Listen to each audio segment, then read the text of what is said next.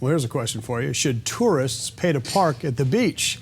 That's what San Diego is now considering to try to boost city revenue. The city is also exploring other potential ways to try to address the looming budget deficit, including more parking meters, also new taxes on rental car companies and parking garages. So joining us now to talk more about this budget deficit and what the city is planning on doing about it is the chairman of Reform California, Carl DeMaio. Hi, Carl. How are you? Hey, good evening, Logan. Should we first talk about what happened? I mean, why is the city in this situation where now they got to try to come up with different ways to get some revenue? Notice how they're not talking about spending cuts. The reason why we are facing a $350 million budget deficit in the city of San Diego is because Mayor Todd Gloria and the San Diego City Council, they are spending money like drunken sailors, and that would be an insult to drunken sailors. They have had no restraint, no control. They continue to expand government, give away the store. And of course, remember, these are the same cheats, the same liars and cheats, because that's what they did. So it's not name calling when they actually cheated the voters out of Proposition B from 2012, the pension reform initiative.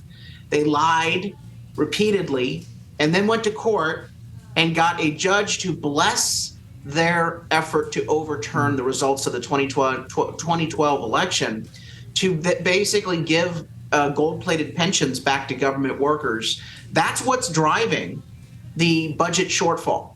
The giveaway, the reversal of pension reform is driving our budget shortfall. And now they want to raise taxes. They already did the garbage tax scam in this last election, $700 per homeowner.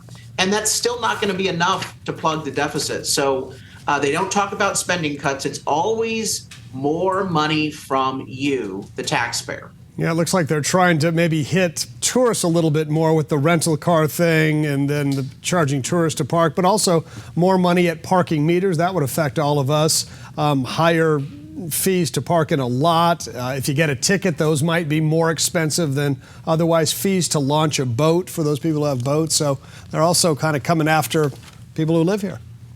They'll raise the water rates because that's the easiest way for them to siphon off funds from the enterprise funds. The water department consistently is being used to cover the deficits of the general fund.